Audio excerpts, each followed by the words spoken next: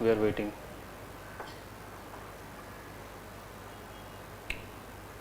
So between myself, Vinay Kumar, I am the founder and director of Insights IAS. In 3-4 minutes we'll start. So all of you are so tensed or what? I don't see the excitement. It is like first day in school, right? I mean college.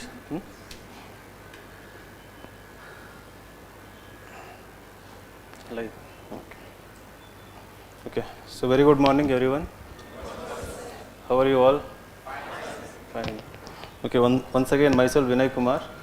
I am the founder and director of Insights IAS. So today is the orientation for batch 7. So what are your expectations? What do you want to hear? So you must have come with some expectations, right? So what are your expectations?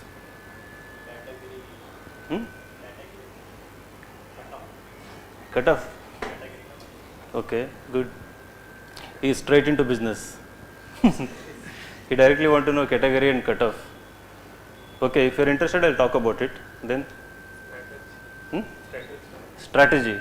Very good. Then complete preparation. Today itself will complete. Then what else you want to know? Basic concepts. Okay. Concepts related to preparation we can talk about.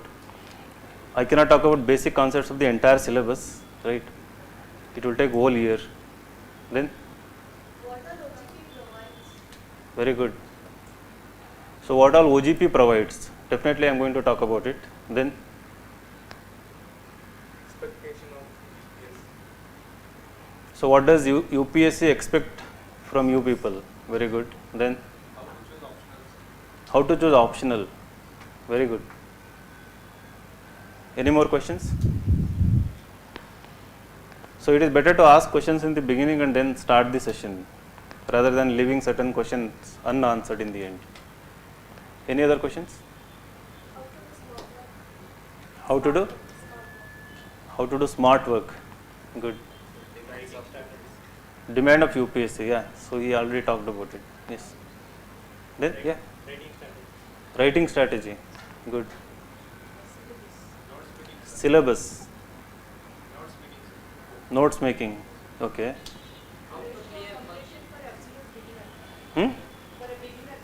For an absolute beginner, where to start, how to start. Okay. How much time it requires to crack the examination. Okay. Then it's very encouraging to know that everyone is speaking here. Like you are all enthusiastic. Revisions. How to clear in first attempt. Who asked that question? You. Very good. What to read and what not to read. So how to clear this examination in first attempt is going to be my core session today, right? And also about as part of OGP, what are the things that we are going to give, that also we'll talk about. Any other questions? I just want to know how curious you people are. Because I am perfectly aware about all of you, because today is the first session and all of you have come with dreams, expectations, and you have left your villages, hometown, cities, some of you from outside the state also. So all of you must be having certain curiosity, expectation, and also little fear also. How things are going to be, how to start, where to start. Yes, somebody was asking a question. Current affair preparation. Okay. So you people can come to the front. Like, why are you going back? Come here. How to gain wider knowledge. Okay. Somebody raised hand in the end. What do you mean by civil service? Wow, wonderful question. How to maintain consistency? So very first day you were asking that question. So like that means you have already started self preparation. Yes. One or two last questions. Important books. Okay. Time management. right? So shall we start? Okay. So I am going to divide this session into two parts. One, what it takes to crack this examination, right? Especially from your perspective. What is required from you to crack this examination? So that is going to be my first part. In the second part, I am going to talk about what are we going to do from Insights IAS. What are the things that we are going to provide? What you can expect from Insights IAS to help facilitate your dream of cracking the UPSC Civil Services examination. So let us start with basic. Like he asked the question, what is civil service? Can somebody tell me what is the difference between civil service and public service? I keep asking this question in the mock interviews. Government service, civil service, public service, anybody can do this. Okay, good. So one more difference, you are right. So he is saying civil service is government service, public service anybody can do the service. What about social service? It's also anybody. Both. According to their perspective. So one more difference, can anybody think? What is the difference between civil service and public service? Some of you could have gone into public service, right? Civil service is also public service, but what is the core difference between civil service and public service? Yeah? Yes? Somebody was telling from this side. Here? So civil service has certain circumstances, but public service has Okay. Like all of you want to become civil servants, right? So somebody might have been curious to know what is civil service. You would have searched the dictionary, internet, what is civil service. You know the answer actually. It is just, you have to bring it out. What is civil service? Okay. So the difference between civil service, public service, now you have an IAS officer, IPS officer, for that matter any bureaucrat, right? So Panchayat Development Officer, a Panchayat Secretary to IAS officer, and then you have Panchayat member to Prime Minister or Member of Parliament or MLAs.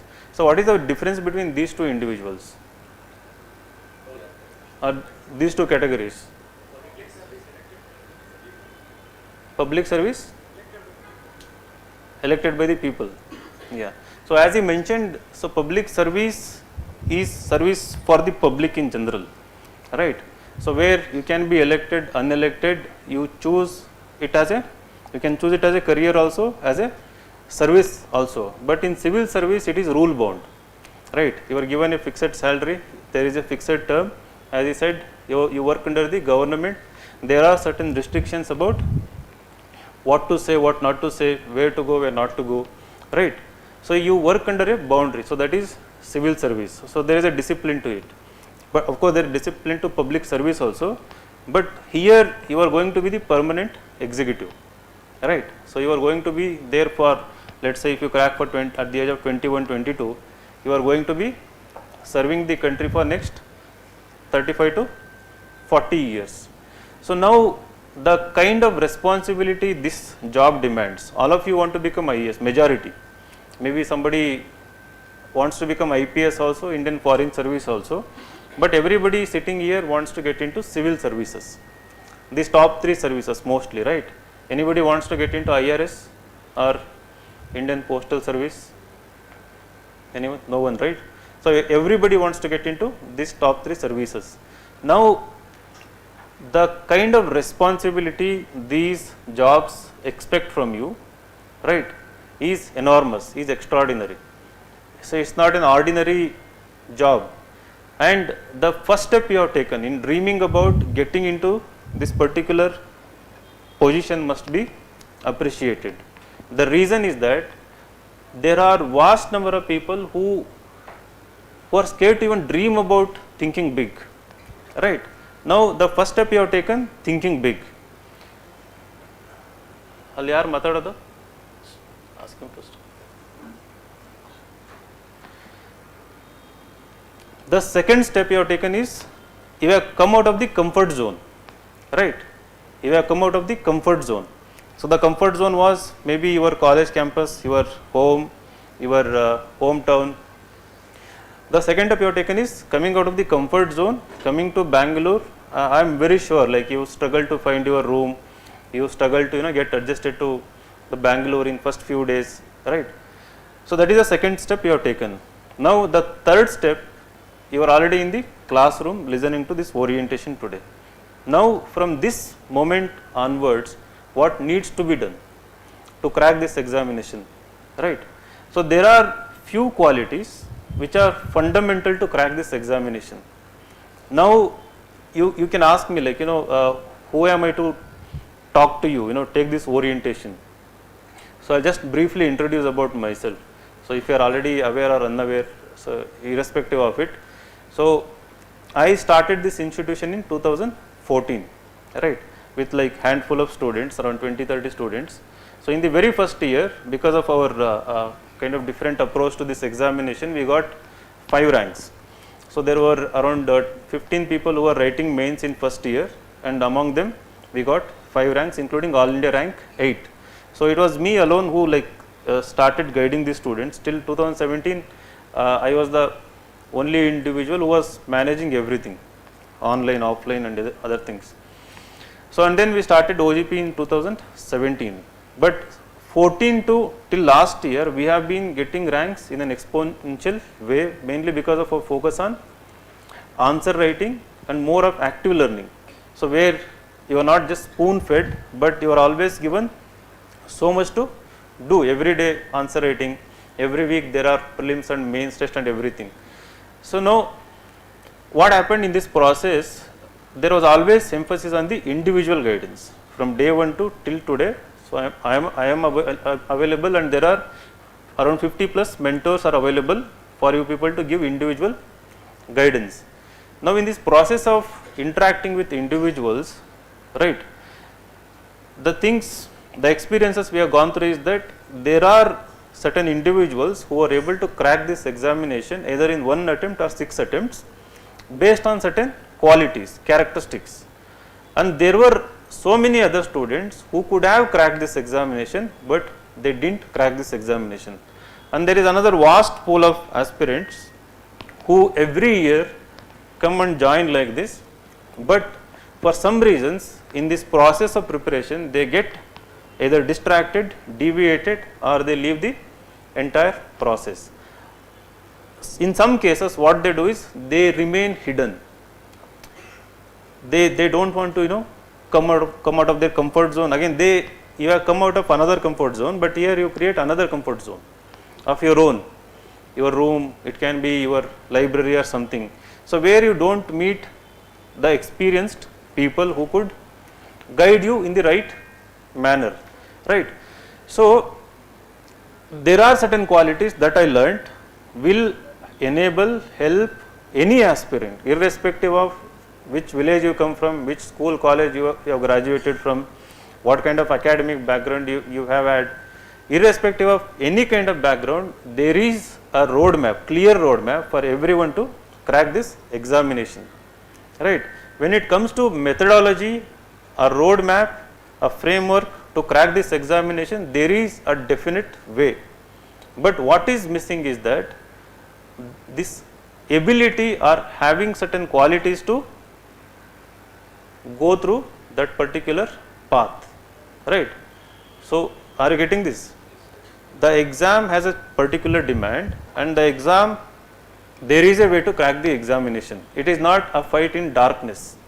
You might have been told that it's a mother of all examinations. It is a very tough exam. It's fight in the darkness. It's a very uncertain exam, uncertain public service commission.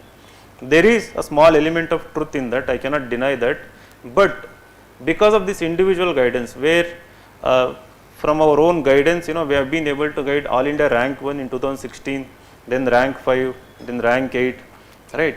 Recently rank 31, the OGP students, right? So they were there here for 1 year, they were interacting with us on a regular basis, and through them I have learnt, and they themselves have acknowledged that there is a definite way forward, right? Now there remains this question. Now why everyone cannot, go through that particular path, go through that particular process. Now imagine it like a marathon race, right? Like 100, 200 people are on this starting line, that everyone is about to start the race towards UPSC. Now what happens in this process, like in any other competition, those who are trained really well, those who have that stamina, they like top 3 will end up getting all these 3 medals.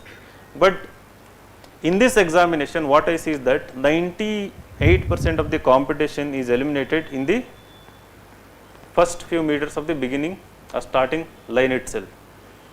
People lack that stamina, people lack that toughness for some reason. There are so many reasons which will distract you, right, which I'll talk about in this particular session, which you should stay away from them, right. You have to be tough in and out, you have to be ready to be coached, you have to be ready to be trained, right. You need to be willing to get trained. That willingness to get trained is the secret of success, right. So but to have that kind of mindset, to come forward and to get trained, you need to have certain qualities, right. So what are the qualities that you need to have? So no athlete in this world has been successful through his or her own efforts, right. There is always a mentor, there is always a coach, there is always a team working behind them. This exam is no different, right. Of course there are individuals, but again anybody who claims that I did alone is telling a lie. There could be his or her parents behind them, right, some teachers behind them. There is always a support system around them. So can you mention few qualities that are required for you to ensure that once you start this race from today onwards, you touch the finish line, you finish the race with a medal? Dedication, self-belief, very good. Learning from mistake, who said that? Very good. I put that as one of the most important qualities, learning from mistakes. Yes? Consistency, very good. Being humble, very good. Why it is important being humble? Yeah, so that willingness to get trained, arises from being humble. Like if you are humble, if you practice humility, then only you will be able to come in front of a mentor or a teacher and ask them doubt, right. That is one of the qualities. Some people hesitate because they have certain kind of fear, that they don't know much, they are imperfect, they write poor answers, they write poor essays, they cannot speak well, they lack communication skills.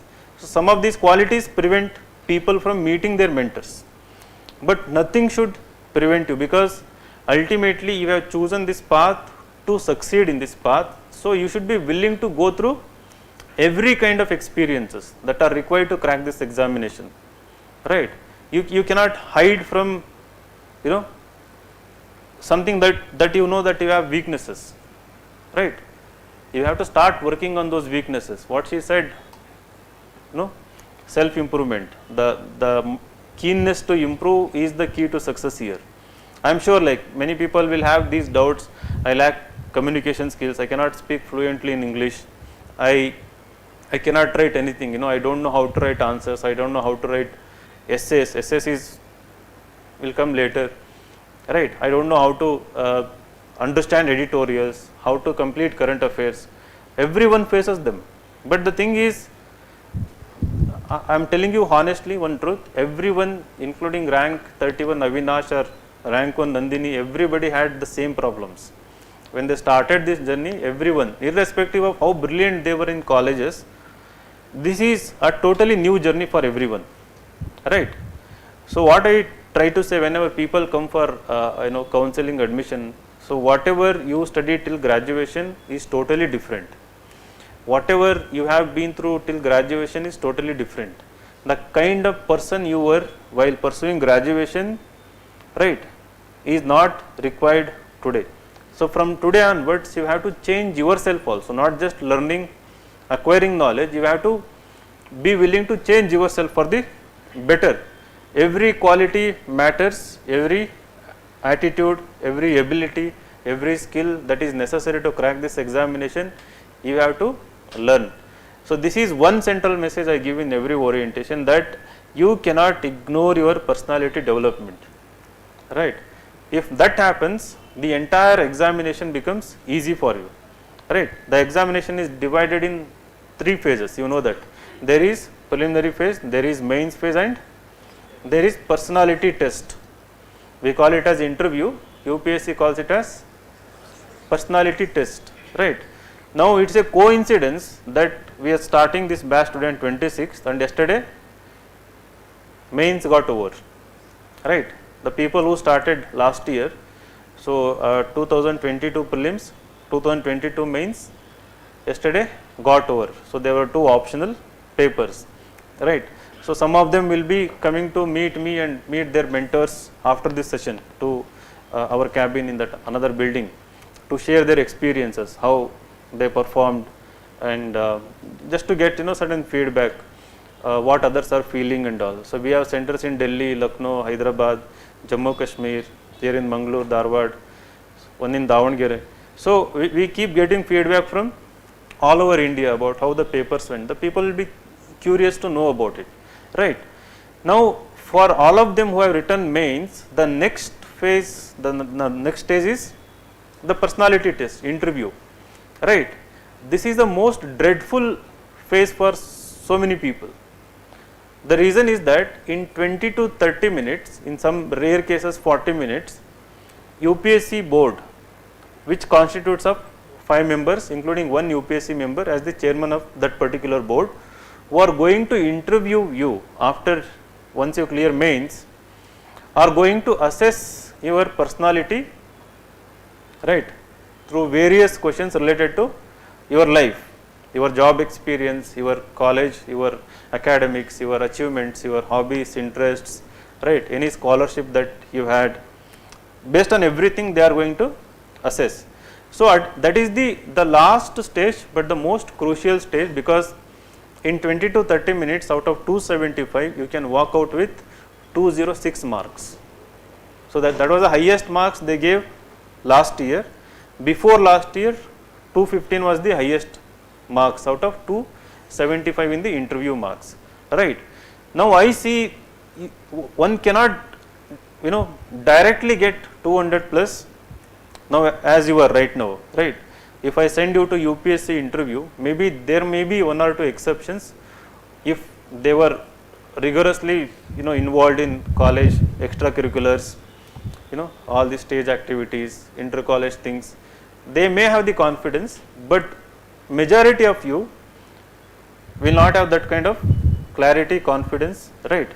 Now you see from this perspective, anyway one day you are going to reach that particular stage, right. Are you confident of that? All of you are going to reach interview stage, right. So when you reach that interview stage, you should be able to get 200 plus, right, 190 plus, let us say 190 plus is very good score in the interview. So now can it happen like that, right. The interview, the personality test, as in the notification is given, is not the test of the knowledge. This sentence is there in the notification, that this is not the test of knowledge in the interview. It's the basically test of character, test of your personality. How suitable you are for this extraordinary job of IAS, IPS. Do you have, we all of us have that core, right. In our personality we have that core, right. So which is very strong, the core of our personality, that is tested. Are you confident? Are you humble? Do you have clarity? Are you honest in that moment, right. So these things, some of the values you already have, because it is not a knowledge test, because most of the people think UPSC is about gaining knowledge, right, completing the syllabus, making notes for every part of the syllabus, writing n number of tests to remember every part of the content, reading so much current affairs, solving quizzes, writing essays. These are all knowledge related exercises, right? In the process, ignore the personality development.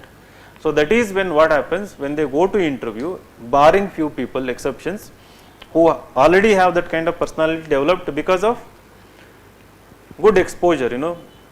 Anybody who has taken part in sports here? Sports, like what level? State level ball badminton. Very good. Any dance, music?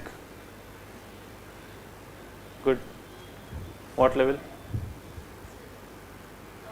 time I used to participate in any competitions. Singing or Dance. dance? And Okay. Any quiz competition, state level, national level, district level? Writing competitions? You are all rounder. Writing competitions? Debate competitions? Some of you might taken place. No. Okay. So any other competition apart from them? Eating competition? So what are the other competitions you have? CET competition, NEET competition. Of course, everybody were part of these so-called competitive examinations, right? So I am going to scare you now, right? Should I scare you now? Everybody should have certain hobbies and interests, right?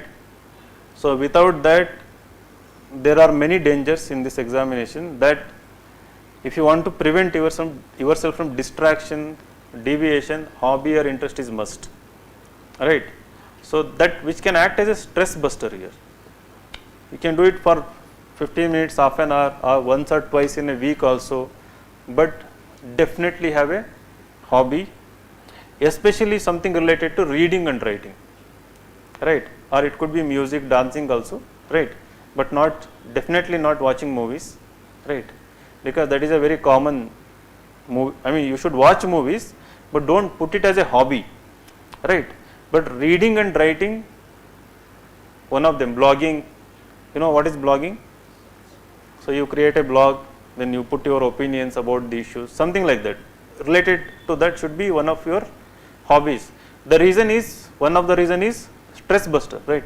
So you will be able to express freely, and then you will be able to, whenever you get bored or overwhelmed, stressed by the exam preparation, so you can always go back to your hobbies. Like some people might be playing guitar, right? So a flute or something. And then secondly, in UPSC interview it really matters, right? So instead of going, there is something called DAF, right? Detailed application forms after prelims. When you write mains, before writing mains, you have to fill a application form. There is DAF 1 and DAF 2, one before mains and one after mains. In the after mains DAF, detailed application form, you will have to fill all your hobbies and interests. Now I was talking about people who wrote mains. Some of them will come now and decide what to put. Not some of them, majority of them actually, right? So they will be confused, or they will be clueless what to mention now. In around 50 to 60 days the result will come. So the exam got over on September 25. So October 25 and November 25, around end of November, I think the result will come, right? Maybe by end of December they will start the interview process also. So people who have written have 3 months of time to what? To start a hobby, to pursue a new hobby, to start learning dancing and start learning singing, start learning playing cricket. So they end up putting, watching movies, gardening, cooking, right? Stamp collection, numismatics, coin collection, these kind of things. So which is absurd, right? So for them I recommend something related to reading and writing again, even when they have only 3 months. So I give a target, like read around 30 books, right? Worst case at least read 10 books. something related to non-fiction. You can put, my hobby is reading about artificial intelligence, right? My hobby is learning more and more about anything related to development, developments related to climate change, specific to climate change. Anything related to green technology, I want to learn more about green technologies, right? So hobbies could be anything, interest could be anything, right? There is a distinction between hobbies and interest. There is this column, hobbies and interests. Hobbies, something like singing, which you pursue, with passion, and you practice it, and you perform also. Interest is something, it can be multiple interests, something reading, interesting, but not as deep as in the hobby. You don't have to perform something like that. So the interest could be, you may be a graduate from BA history or something, but you still have interest in something related to core science or technology. You want to know about flying cars, what development, like for example mechanical engineer, so you don't study about flying cars, right? So there are developments that are taking place with respect to passenger vehicles, flying passenger vehicles. There are companies which are coming up with those products. So you might want to learn more and more about them. So you have a deeper understanding about that particular interest compared to everyone else, right? So at this moment, right now, if you are really serious about going to crack this examination, serious about cracking this examination, you must have certain hobbies and interests. Now don't think this examination as, I have only like 7 months, 8 months, 1 year, right? Along with this vast syllabus, can I do that also? So don't think from this perspective. This is very important and very serious issue, right? So if you are already having hobbies, pursue them. There is nothing wrong in them. So don't spend when somebody says, read 20 hours, 14 hours, 16 hours, read, write, they are wrong, right? Only by gaining knowledge you are not going to crack this examination. So it always comes down to the qualities, right? Will you develop hobbies? I mean, this is a very serious suggestion I am giving. This is not something I am just telling for the sake of telling, because without them the interview board will be clueless what to ask. They will ask only about anthropology, like if you have anthropology as your optional, or if you come from mechanical engineering, they will only ask about mechanical engineering. If you don't have anything to show, or the worst case what they will do is they will ask about anything, right? The field is open, they can ask about anything that comes to their mind, right? But the interview will be best when you can engage them in a conversation, right? When you can draw their attention to something you deeply know about, where you can share your experiences, your views, perspectives, and that engages them. You should have, they will never ask about history, geography, polity, economy in general, current affair they will ask, but not the concepts that you are studying. It is not like a quiz competition, right? Like all of you must be wondering, like, why I am so much emphasizing on this particular thing. The reason one is, I see everyone reaching that stage, whether it is KPSC interview, UPSC interview, at one point of time, right? When you go there, you should not fail in that stage, right? When you reach the interview stage, there are, as I said in the beginning, from 14 to present I have seen so many people. There are people who have scored hat-trick in scoring 130 to 140 marks in interview and are rejected only at the interview stage, right? They have scored very well in mains, they are brilliant in writing, but for some reasons they were not able to change their personality, that was suitable for the interview, and 3 times, 4 times, right? So it has happened that after like 2 to 3 times they would come to me for interview guidance, and there are instances I have helped people from 130, 140 to 180, or some cases 190 also, right? Like if you are wondering, like last year I took mock interviews for 400 candidates. 1800 gave interview, UPSC interview. For them among them I took mock interviews for 400 candidates, right? So 400 candidates who are part of various insights courses, non-insights courses. So they came for interview guidance, because previous year during the COVID year I had taken mock interviews for 530 candidates, right? 530 candidates who gave UPSC interview, because during that time, the interview got postponed by 3 months, so there was plenty of time. Through them also I have learnt so many qualities. In the end, what actually matters to crack this examination, right? What are the qualities that you should have in the personality? So all of them are one-on-one mock interviews, not panel mock interviews. So I would make them sit in front of me in some Zoom sessions or in real offline interviews. Especially these were mostly offline interviews last year. So where I would learn about their personality by asking random various questions. If somebody is on Twitter, you can see, like last year I was posting some questions, which I was asking for these interview students. So every bit of interaction that I have had with these students has given me certain insights, right? Number one quality is you have to have faith in your own ability. As I said, self-belief earlier, that you have come with a self-belief, never ever allow it to get affected.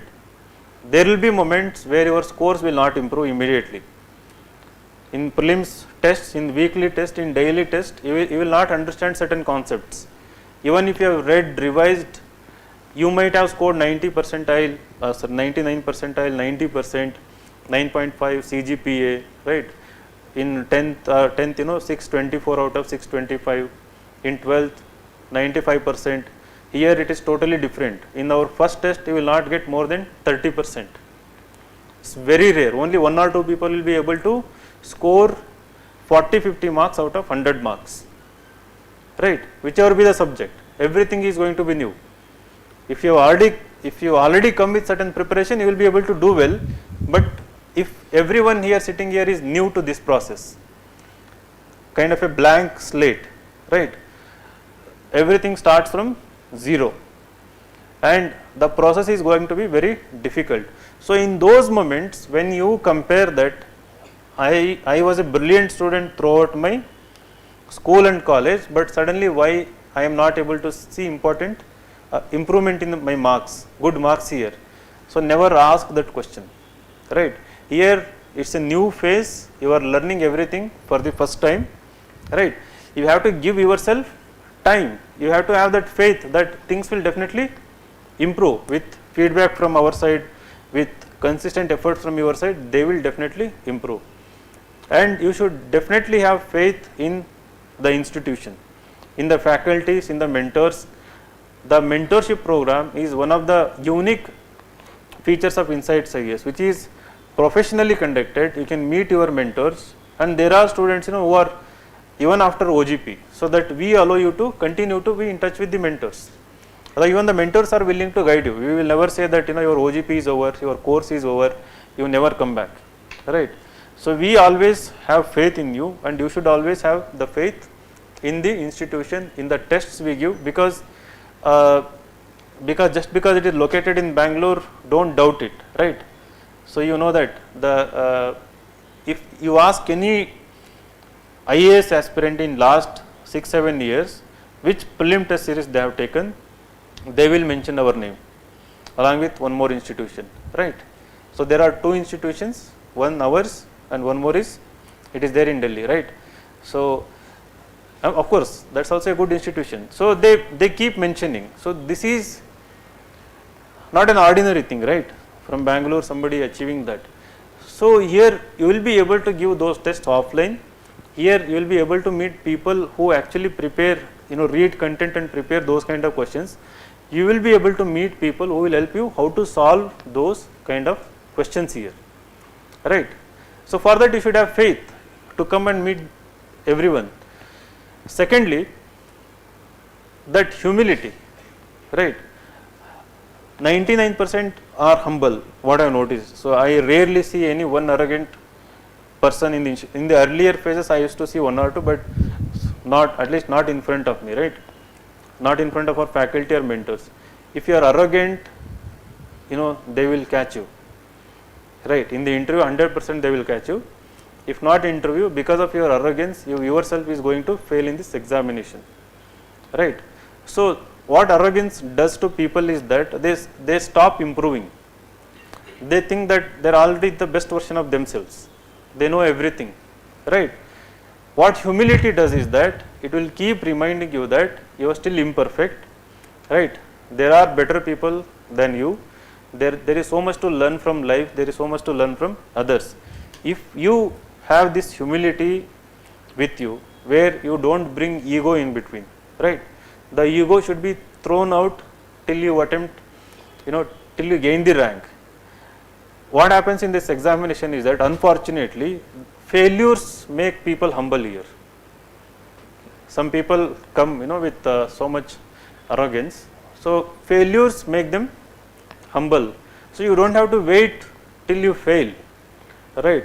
Just small realization that humility is going to take you places. Humility is also one of the secret to success, will help you meet people, learn from them, learn from everyone, right? So you will never feel like you are the end version, you are the final version of yourself, right? And then the third quality is that willingness to learn at every point of time. So every test you write is a learning opportunity, right? That is not the end in itself, that you studied everything, there was a prescribed syllabus. So you can never say in this examination that you have completed something. The word completeness doesn't exist in UPSC, right? So do you know that? You cannot complete the syllabus, you cannot complete anything. If that was the case, there would have been people who would score 200 out of 200 in prelims paper 1, right? If they had completed everything, they should be getting, but the highest score could be around 130, 140 in my opinion in recent times. I don't think anyone will score above 150, irrespective of how brilliant that person is on this planet, right? It is not like CAT examination where you get, right, 100% right, 99% right. So because of the subjectivity, so that is why you have to keep learning at every point of time. So if that quality is with you, that is what rank 1 Nandini had, right? She came as a topper here, like she was already in IRS service, Indian Revenue Custom Service. She had got around 860 rank in 2015 civil service examination. So then she wanted to improve her rank. She had scored low marks in essay and GS papers. Her marks was very good in optional. So we had something called core batch. We didn't have classroom coaching at that point of time. So we used to have test at once in every 2 days, and there was me who was guiding individual. So she was there in Bangalore working as assistant engineer in Karnataka Bhavan. She took a leave of 1 year from IRS training and she came to Bangalore. She stayed with her mother, and she would come and write each and every test that I used to give at Insights IAS. And after every test, she would come with a copy asking for the feedback, where I can improve, how I can improve, whether it is essay paper or GS papers, right? I used to wonder, you are already having a rank, so how nothing has gone to your head? So it was in 2016. Now it doesn't surprise me, right? Because I have seen hundreds of IAS, hundreds of IPS officers who are humble. Some of them are arrogant. Like if people are arrogant, I block them and send them away. Whether it is IAS or IPS or IRS, doesn't matter. So I learn from students also. At that point of time, it was very rare to see somebody who was in service and then again coming for improvement. So now we have like many IPS officers as probationers who have taken leave, right? Who are like voluntarily mentoring students here, studying in our libraries here, right? So they are all like like ordinary students mingling with the students. Is it audible, right? Sorry. Yeah. So I used to ask. She used to tell me that, sir, I am here for improvement, right? Accept me as somebody who doesn't know anything, right? Who doesn't know anything at all. So if you want to say anything, you say. If you want to scold me, right? So when we get those kind of students, we will be more honest with you, more open with you, right? So we won't have this formality that if I find a big weakness, so I won't be feeling you will feel bad about it if I talk about it. So you should show that faith, you should show that strength that you are not going to get offended, you are not going to get affected by it. So when the focus is on improvement, the process is you will actually enjoy the process, right? So you are always craving for improvement, you are excited about it. Say I found out a weakness in my essay writing, loophole in my essay writing, so I will go back and address it today. Alright, you may not succeed again, you will never succeed instantly in this examination, in the daily, for example, I will give an example. We have course called IPM, Integrated Prelims cum Mains, or only mains test series. So after going through coaching from various institutions, people come and choose that course. It takes minimum 20 tests, 20 mains tests of 20 questions each to start writing 16 plus answers, right? But most of them want to start writing 20 out of 20 from the very first test one itself, because you have 20 questions, everybody wants to answer 20 questions. That never happens, irrespective of how good their coaching was, right? From how good their knowledge is, what happens in the first test, maximum they can answer is around 10 questions. Most of them answer only 8 questions, right? So in an incremental way, if they sustain, so what happens, people get demotivated, discouraged, that I am not able to write more than 8 answers despite knowing so much, right? So they tend to take like 1 hour extra, 2 hour extra, because they are so much worried about marks. So they are afraid, if I write only 8 answers, my score will be, out of 250, it will be only 30-40 marks, which is below their standards or low dignity, whatever you call, right? You should never have that kind of feeling, emotion here, right? Start from zero, right? Some of you will see that in prelims your scores will be negative also, right? So don't get affected by it. You have to challenge yourself. From here, how can I reach to a level where I can score 110, 120 marks out of 200 in prelim test, or I can score 100 to 110 in the mains tests. For you people, OGP people, there will be a weekly prelims cum mains test, right, which will be evaluated also. So next, till the completion of course, every Sunday there will be a test, right? So I will come to that part. So then after the completion of a course, how we go is, we complete one subject first and then we will go to another subject. So that is the tradition here. So we don't complete one subject off and then another subject later. So if we only the CSAT will come in between sometimes, but not another subject, right? CSAT will come in between, if in between a subject, but not another GS subject. So after completion of every subject, there will be a full length test, 20 question test. In the 20 question test, if you are writing weekly 10 question test, you will be able to answer 10 to 12. You are still better than other students, right? But if you are missing this weekly test, you will also struggle to write even 6 to 8 answers in 3 hours, right? So I will come to that. Now coming back to qualities, the first one I mentioned was faith, second one was humility, third one was willingness to learn. Are you all willing to learn? I see only silence, I see only, as if I am scaring you people. No. So the number of specs will increase here. In this 1 year process, so you wrote mains, why do you want to hear this? Acha, uske liye. So the specs will increase. I was not wearing till last year. Some people think it is fashion, but no. So I got eyesight 1.75 something, right? Looking into mobile so much, laptop. So you'll all become studious, like in your college days how the days used to be. I think 70% are engineers here, right? You were saying yes. How many of you are engineers? Can you raise your hands?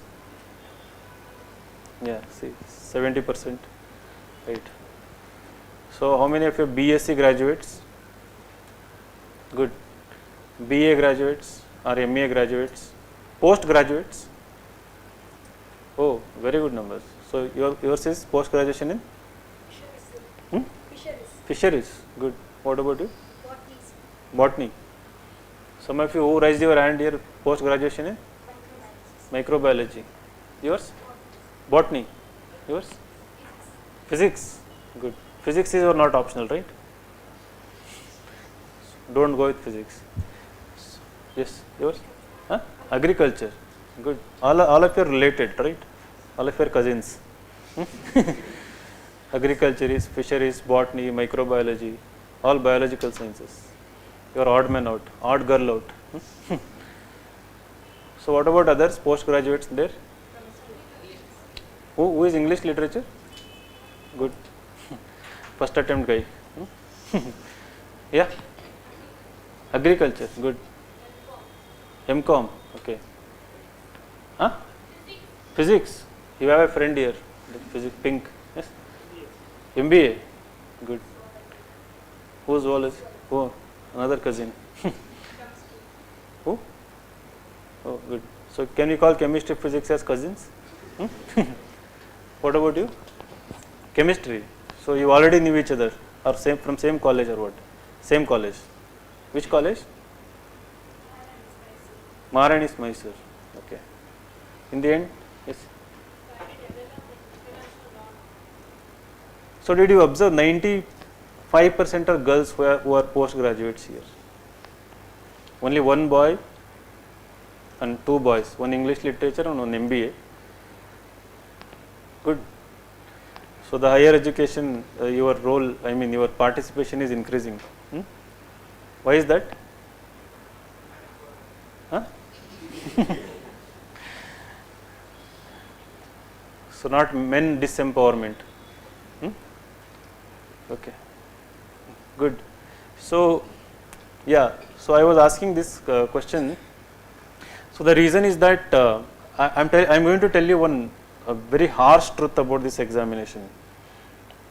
Will you bear this? Like, will you?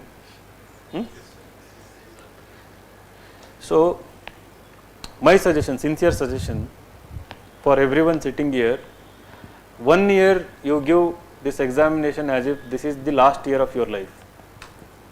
1 year, like every hour, every day, in addition to hobbies and interests, right?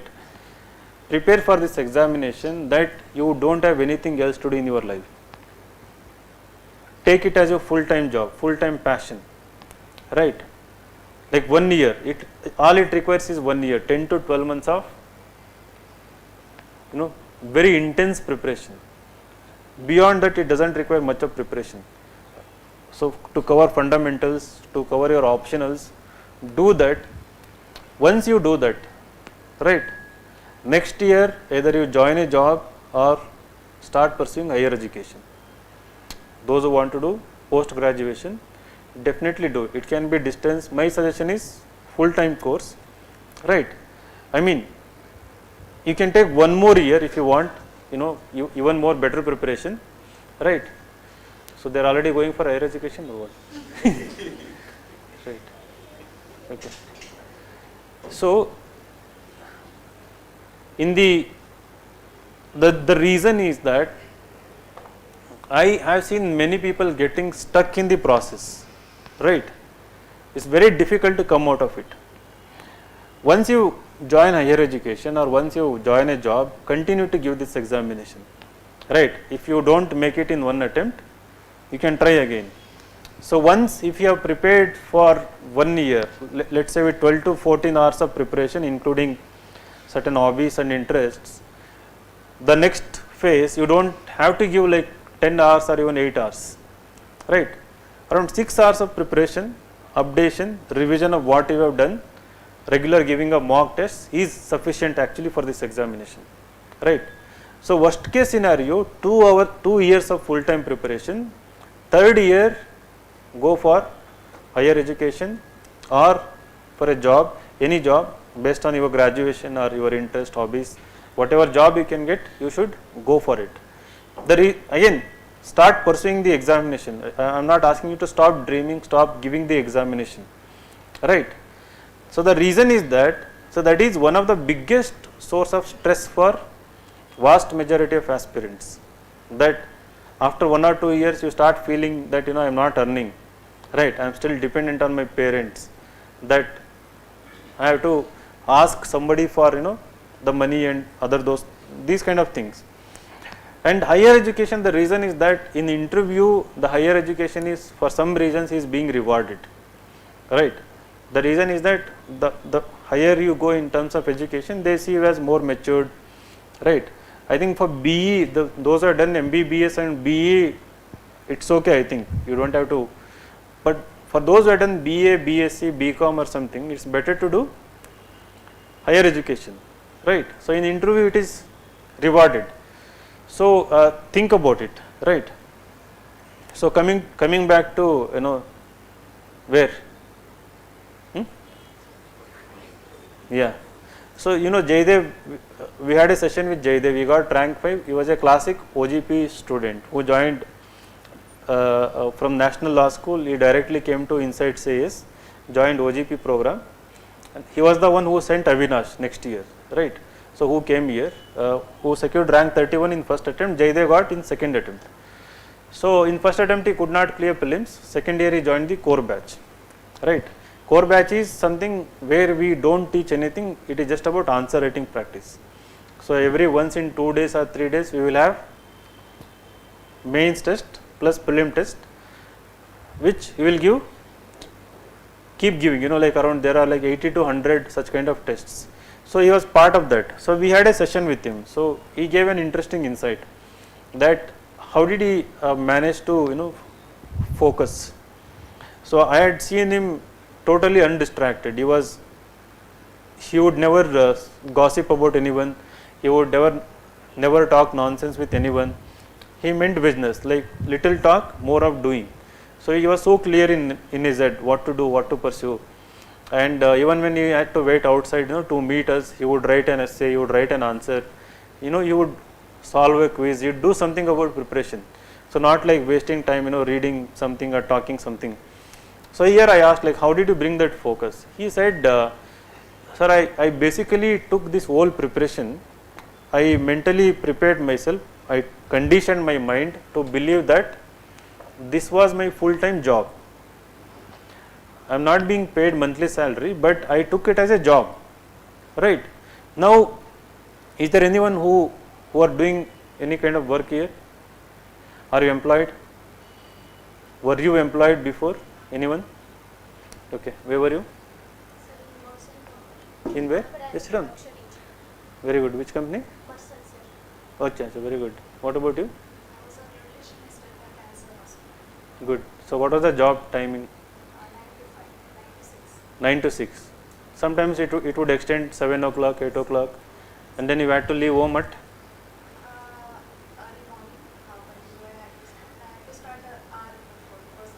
around 8 o'clock. You would leave your home and come back at 8. So 12 hours you were away, right. What about you? 9 to 6. So like almost similar, like I can say around 12 hours was going in, doing job, going, coming, right. So in those 10 to 12 hours, did you ever feel like, let's just take 3 days break, 2 days break? Did you take that liberty? Like you just happen to not to go to the job and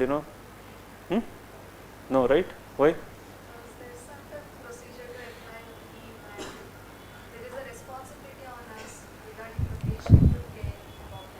So you had a big responsibility to take care of the patients. So you didn't tell yourself, let's go to movie today, we'll just chill today, right? What about you?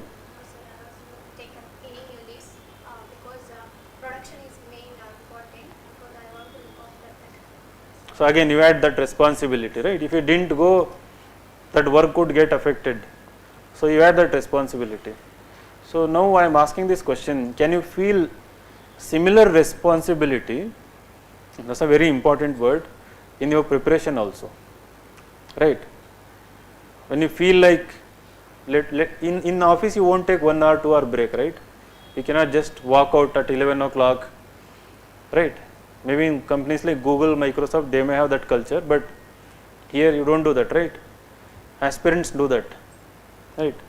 Half day we will go here somewhere, right? 1 hour I will leisurely do, 2 hours I will do something, reels, keep watching. The very nature of reels is like that, right? It is real, like you have to, there is no end to reels. So people are addicted to those kind of stuff. Here you have to feel responsible in every cell of your body, right? It's a very extreme, deep statement that I am making. When people ask how to remain consistent, how to not have self-doubt, my answer is that you are a responsible person and you have a very big responsibility, right? Now you might ask, responsibility for whom, what kind of responsibility? You know the answer, right? For this question you know the answer, right? What is the responsibility you have? What kind of responsibility you have, right? You have to feel that responsibility in every cell of your body. So I don't usually use this language, this kind of stuff, but I really mean it. What it means is that when somebody asks you, you are writing an answer, somebody asks, let's go for a coffee, right? Somebody will tell, leave it, like tomorrow you can do it, right? So that the sense of responsibility you have within you should ensure that your focus is unwavered. It is so fierce that no force in the world is going to distract you, right? So that is where again the personality comes. If you are not tough from the core, from the within, you are not going to say no. It's very difficult to say no, right? When friends ask you, when people try to distract you, if you learn to say no, then this exam becomes easy for you, right? So to ensure consistency, to have that self-belief, you have to feel responsible at every point of time. I don't have to elaborate, how your parents have hopes on you, how they have expectations, and how you have created expectations. So beyond that, how yourself feel motivated that you have chosen this path because you don't want to be another guy on the road, another guy in this world, right? You want to do something big to the society, right? You want to make a name and identity for yourself. So these are not small things, right? So these definitely require certain sacrifices. So in order to achieve that, you have to be fiercely focused. And to ensure that all these qualities are in place, we have a course in place, right? That keeps you busy from morning to night. At Insights IAS, one complaint we hear is that we don't have time, right? Majority people say we don't have time. Majority don't come and say ki that is not good, this is not good, I am demotivated. Not. To do most of the things, they feel that they don't have time, in the sense that there is always so much to do, right? You are always involved in the preparation. There is no time to think about anything else, right? There is no time to think about movie, there is no time to think about unnecessary things. But after, in certain phases of this examination, they will also come. I have heard so many issues from the students. They keep coming and sharing. The reason is that at the end of the day, we are all humans, vulnerable to, we have emotions, right? So ensure that you are emotionally strong, emotionally intelligent, you are very strong, so that, because at home there will be problems. I have known some candidates who will come and say ki, so my father have a problem, I don't feel like studying because I feel like I want to be with my father to solve his problem, right? You have chosen a path here, you have chosen something here, like you have come here to pursue your dream. Now of course you should have a concern, you should have empathy for them, but can you really control it? You have to, it's a dilemma, right? You have to choose one of these two. If that is the most important, you go there, definitely do it, right? Or if you can give a solution, if you can arrange something in the short term, and if it is not too grave, or it is only your imagination that everything is worse, so be rational about it. So focus on what you require, right? So everybody will go through short term problems. The problems are, I mean, these you will actually face in the coming days. You personally will face, your parents will face, but you don't have to, there can be a solution, right? You don't get consumed by that, so that you leave the preparations. So don't do that, because once you crack this examination, so this gives solutions to most of your problems, right? So I have seen how IAS, getting IAS, IPS suddenly changes the lives of people, not only yours, your village, your community, your family. The way it changes is something cannot be described in words, right? So I mean, I have seen people like they used to sit like this in these sessions, again like 1 or 2 are sitting here, those are written mains. So in 3-4 months their lives will change, right? The way it changes, you cannot imagine it, how suddenly the society comes to support you, they want to give everything to you. Suddenly everyone is your friend, everyone is your, they come and tell you, I always knew you had this potential. I always knew you were going to crack this examination. So do you remember I told you in school days that you are always brilliant, you will one day become IAS, right? The people with whom you have fought, with whom your parents have fought, they will also come. So these things will happen, that is what the life is about. So you have to have patience, lots of patience here, right? So patience in order to see improvements incrementally. Don't try to go for sudden improvement, incrementally. And then sometimes you might fail also in the examination. The failure is inevitable, right? So if in first attempt you might fail, it's okay, right? But there is a way forward to crack this examination in first attempt, that is in front of you. The OGP program and all the tests which we are going to give, the mentorship, there is a roadmap, right? But to pursue that, again, everything I am discussing is important, because the second part which I am about to move into will make sense only if you are ready to go through that kind of process. Are you all willing? Are you really ready for this? Whenever people come to my cabin, I tell them, join this program if you are going to really make use of the program, right? Just because you can afford, you are going to give money, don't join the program. So if somebody had come, I always tell them, after joining the program, come and meet me, come and meet all your faculties and your mentors. They will be available, right? But unfortunately everyone will not do that. Some will come as a guest one day, again they will vanish. Some people will never come, right? So they will keep hiding, from us for some reasons. Again, you haven't written answers, you haven't written tests. Some parents are very enthusiastic, they come and ask, so how is my daughter doing, how is my son doing? So during admission they would have come and they would have introduced themselves, and then we become clueless. So I tell honestly nowadays, so your son or daughter never came and met me, like how do I know?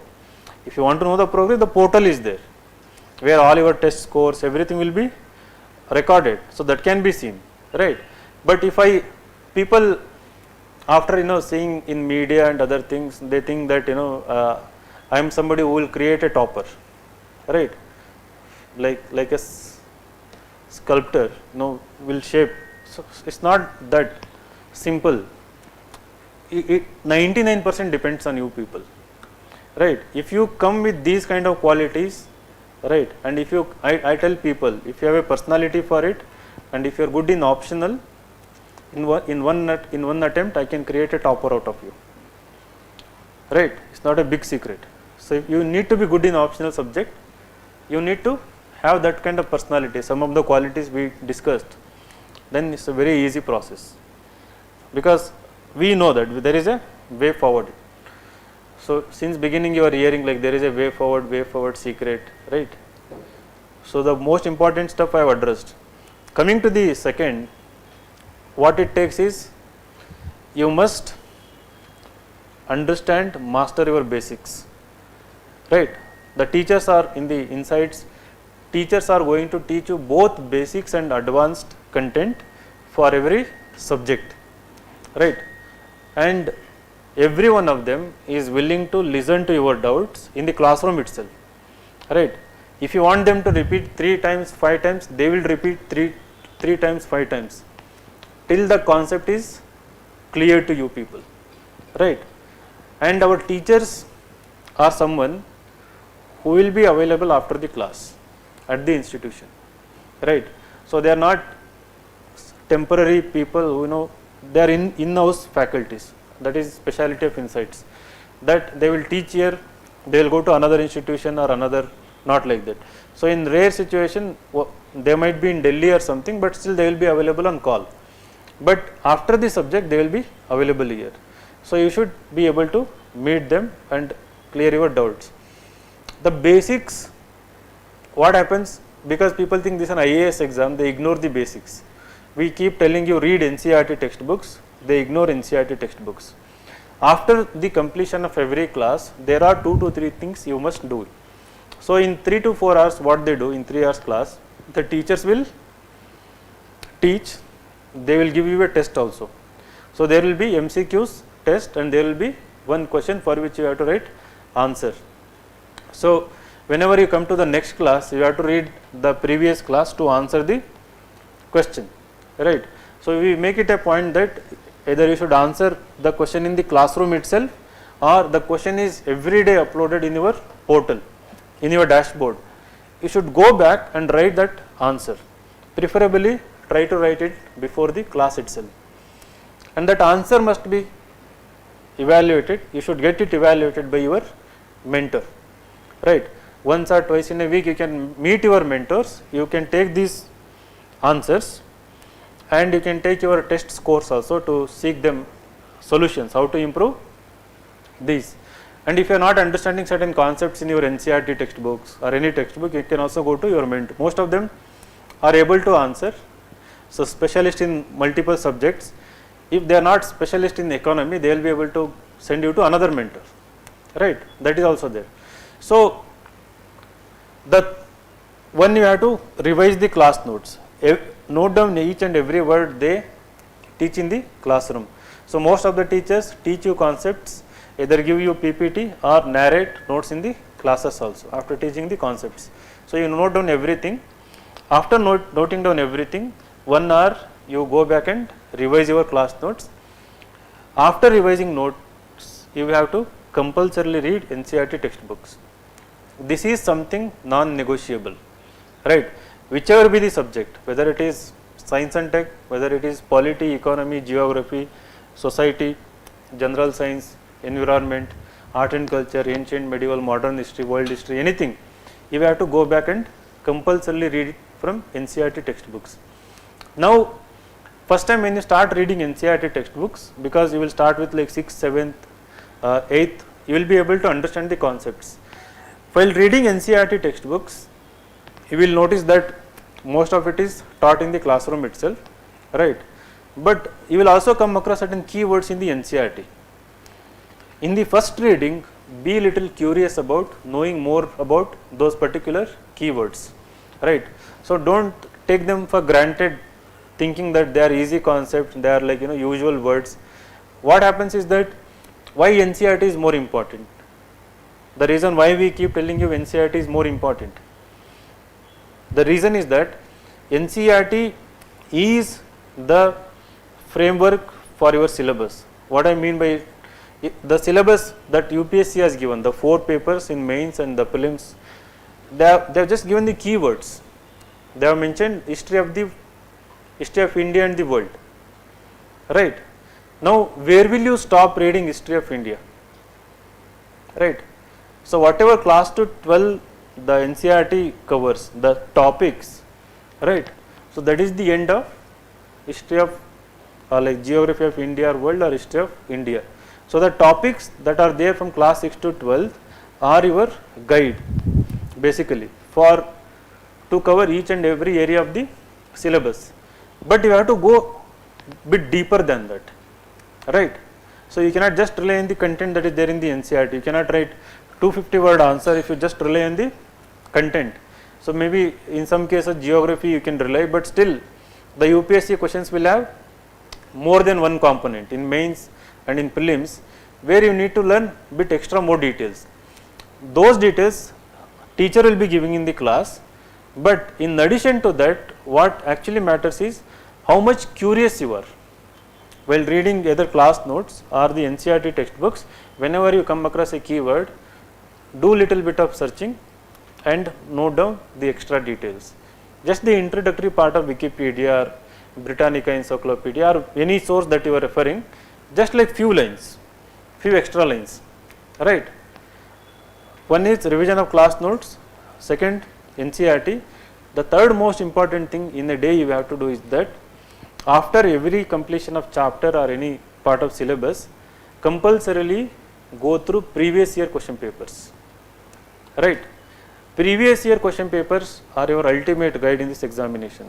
If NCRT tells you what topic is to be studied as part of the syllabus, where to put an end, right, the previous year question papers will tell you which topics within them are most important, right. So if a chapter is over, there are books available. Our own question banks are available from Amazon. If you search my name Vinay GB, so you will get question banks on Indian polity, economy, so all subjects. And also there is one book by Disha publication, the past 30 years of UPSC 27-year question papers. So that also you can buy, and our question banks. So if the polity is happening, last 25 years of polity questions, Indian polity questions. So every day make it a habit to solve at least 30 MCQs. Got it? In the class we are giving 5 to 10 questions. In addition to that, you have to be ambitious here, right. So you are revising the notes, reading from NCRT, and then when you solve these questions, then you will realize and you will also feel that you are actually in this examination mode, that you are doing worthwhile, you are doing something more productive. Otherwise, one of the biggest mistake people make is that they somehow prevent themselves from solving these previous year questions. They take it late, 1 month before prelims, 2 months before prelims, or before mains. If you can do it from the day one itself, right, I can assure you that in the weekly test your scores will improve in prelims. Like if you are searching for a reason why my scores are not improving in weekly test, that is because maybe you are ignoring basics. Most importantly, you are not solving previous year question papers. So if you solve previous year question papers, in the next class you will have more doubts to ask, right, and you will understand even more better the topics, and your concentration will be even more fierce because this particular topic is important. And in every class our teachers will never deviate from the class. They will never gossip about anything, they will never discuss politics, they will never crack unnecessary jokes, they will never talk anything nonsense at all. Everyone is professional, everyone mean business, right. So there is no unnecessary talk in the class. So beginning to end, everything they are telling in the class will be very important, right.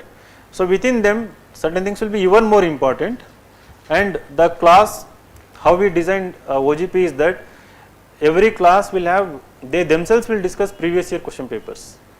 Wherever a certain topic was asked in the previous year, they will tell you it is important. In some cases they might also tell you that for next year this is more important. They may be right or wrong, but they keep telling you that. So you have to give attention to these things, right. And because you people have joined late, unfortunately, in the sense we started from March, and of course it's because of your college and other commitments, we have to, in some like at least 3-4 months we have to go for 2 classes in a day, right, to complete the vast syllabus. So you will have to sit 6 hours in the class. So after one session there will be another session. So 2 subjects will be going on parallelly. So for you, if first session is history and another session could be geography or polity, right, which means you have to give extra efforts. So my suggestion for you people is that, like if you are a totally newcomer, total fresher, 2024 is something that you should be seriously looking at, right.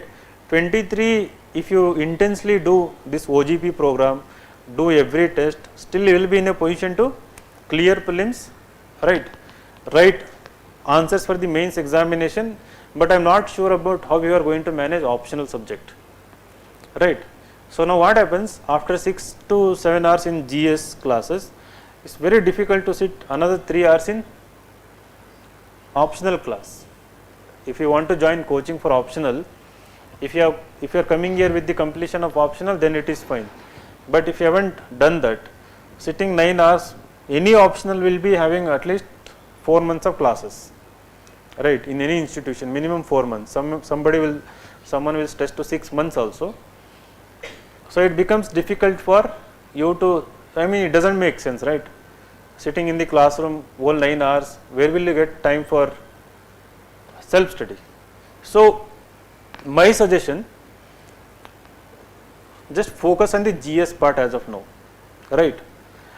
If you are aiming at 24, so next year when everyone start another batch around April for optional subject, so at that time you can join April, May, June, July, right.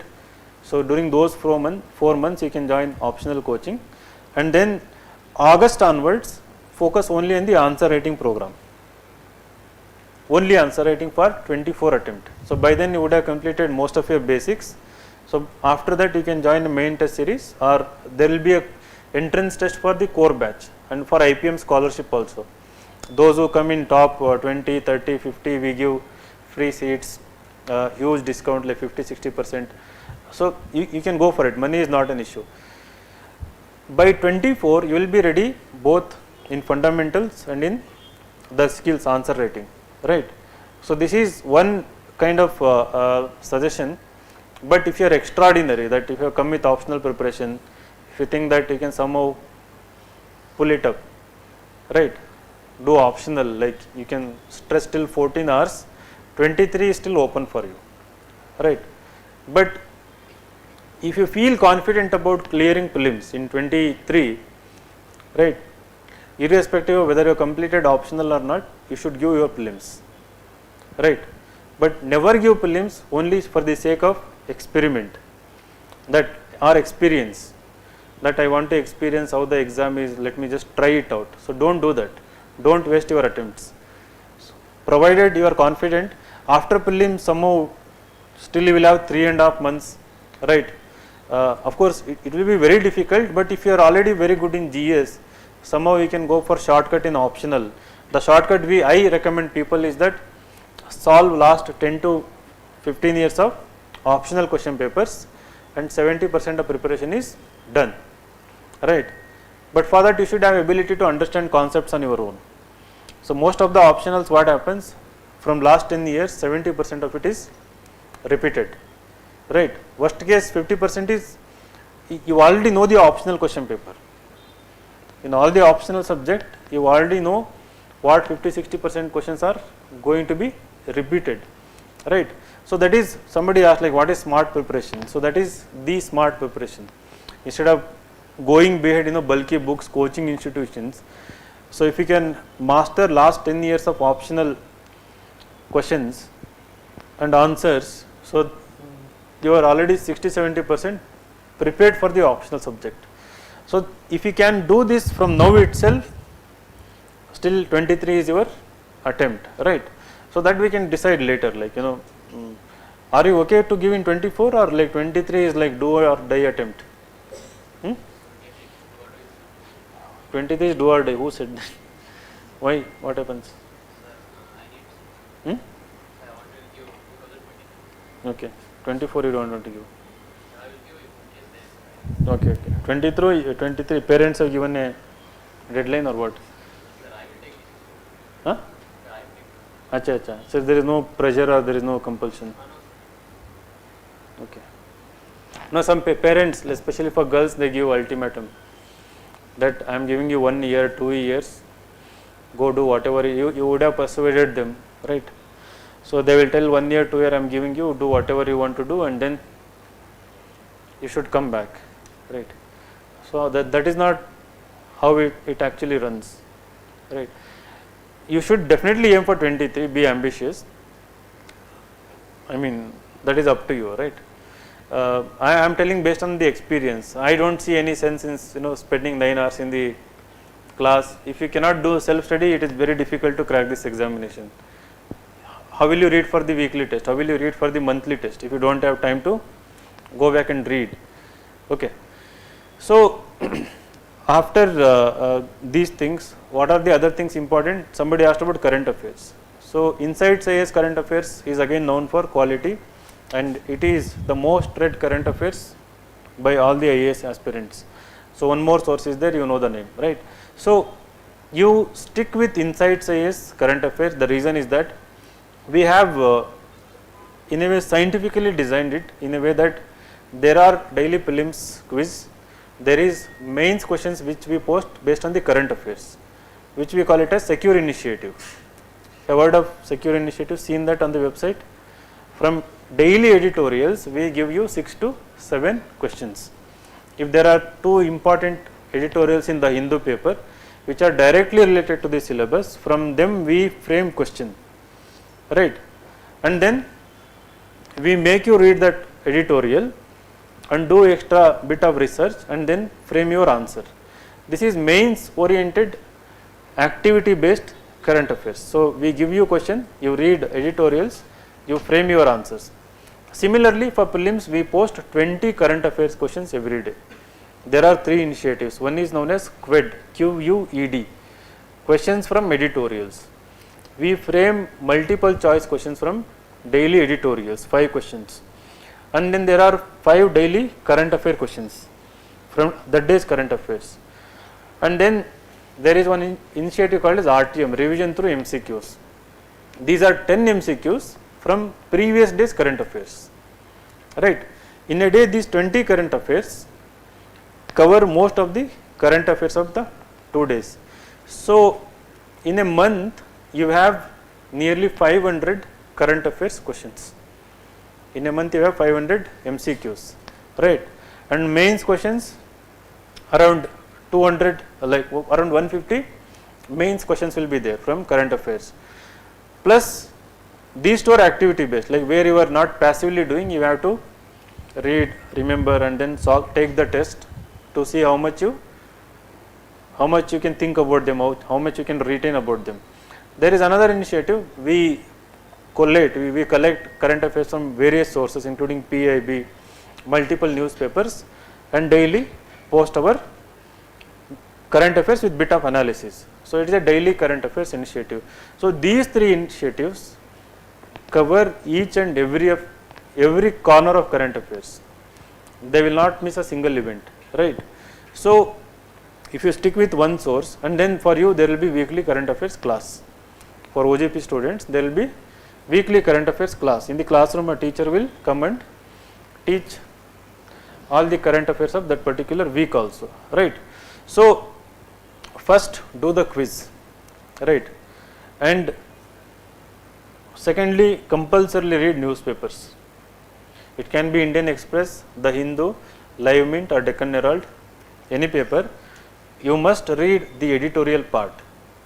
You may be already good in English, you may be good in reading and writing skills, but at least in the first 6 to 8 months of your preparation, never miss an editorial, right. The reading editorial will improve your analytical ability, thinking ability. Secondly, comprehension skills, right. Reading editorials, the skill required in the CSAT paper, comprehension, that tremendously improves if you read editorials. So don't go for shortcuts, people post editorial videos on YouTube, editorial analysis. So don't go for ready-made material, especially in this regard.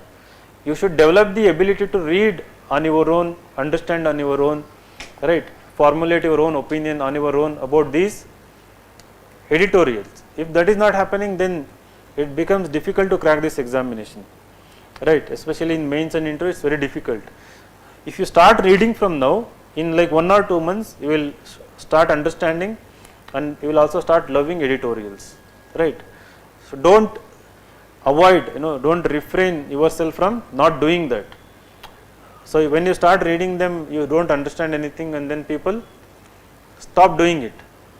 But if you somehow persist, if you keep doing it with a dictionary in your hand, after 1 or 2 months things will make sense, you will start understanding them, right. So current affairs, these are your sources, right. So these daily current affairs, if you are reading newspapers, you can do it once in a week or once in a month also. You don't have to do it daily if you are already reading the newspapers and solving the current affair quiz. Solving current affair quiz is very important, never miss a single day, right. So then after that, we recommend at Inside Science to write one essay every week, right. So I myself evaluate if you bring your essay, mentors will also do that. My suggestion is that this essay is a very important part of the mains examination for 250 marks. So they give up to 150 marks in essay paper. The same score is impossible to get in any GS paper, right. Around 120, 125 you can get in GS papers, but in essay out of 250 they can give you till 150. That's a very high score. You can aim for 135 plus scores if you start practicing from the beginning and then improve over the period of time. So you might ask how to start, where to start. So my suggestion is that start from anywhere, any simple topic you can pick up, right, which already you know about it, right. So for example, I will tell something related to higher education. So if all of you are from engineering background, I will just ask you to write a commentary, some critical views about technical education in India, right. So based on your engineering experience, you can write something about it, 300 words, 400 words, right. The status of science education in India, for example. So all those BSc graduates or science graduates, you can just write about it, right. You know what happens in the research community, you know what happens in general, any development related to science from the education perspective, right, how it is ignored, how it is developed, what are the new initiatives the government has taken. So never give an excuse that to write an essay I don't know something, right. So that is only the people who say that to write an essay I don't know anything, either you are not aware of what is the demand of the essay or you are not aware of your own potential, right. So never give an excuse here, try something. So there are people, when I insisted, they wrote an essay about pollution, just like school days. I really appreciated it. The word was pollution and they wrote something about pollution. That was the beginning. After 3 weeks, that girl started writing very good essays. I mean, not very good essays, good essays on diverse topics. The essays were still poor, but she had the courage to write on issue based topics, right. So start in the beginning itself. The reason is that if you start early, you will have more scope for trial and error, and definitely you will improve. So that is the common sense, right. If you start something early, you will have more scope for improvement. If you start late, most of the people never start. In the classroom question we give, they don't write. The essay, they don't write. The reason is that they are underconfident. They are afraid to write something nonsense in their papers, right. It's okay, whatever comes to your mind you should write. So don't try to write, don't chase perfection here. As I said earlier, completion will never happen, perfection in this examination you will never achieve, right. So there is CSAT component, civil services. What is CSAT? Civil services aptitude test. So for how many marks we have it in prelims? For? Okay. How many questions will be there? 80 questions. How many comprehension, how many quant questions, maths questions? On an average, it keeps varying. What? Sometimes it is 40 quant, 40 comprehension, sometimes it is 45 comprehension, 30, 35 quantitative aptitude, right. So how many of you think you are already good in CSAT? That you would have given campus selection, CAT examination, CAT exam, other quant based. Good. Which exam you given? So you are preparing for bank exam. So good. You are good in quant also. I recently gave my AppCats. Okay, good. You know, last 2 years, even students from IITs, NITs, National Law School, AIMS, Bangalore Medical College, RV College of Engineering, they are failing in CSAT papers. Last 2 years. Before that, it was not there. Now, UPSC has made CSAT paper also difficult. Difficult in the sense, the paper per se, the questions are not very difficult. What is happening is that most of the people who think that they are already good in the aptitude, they are ignoring the CSAT part. They are not practicing enough number of tests, enough number of questions. So for you, there will be a prelim test, part of the OGP, which will have both CSAT and GS papers. Make sure that every CSAT question paper is given, every prelim test is given, and then there is a very good CSAT faculty for you also. You will complete the entire syllabus, he will make you solve all the problems. So, but my suggestion is attend all his classes, right? So don't think that you are already good in CSAT, somehow you will go through, you will pass the paper. People who told like that have failed miserably in the CSAT paper.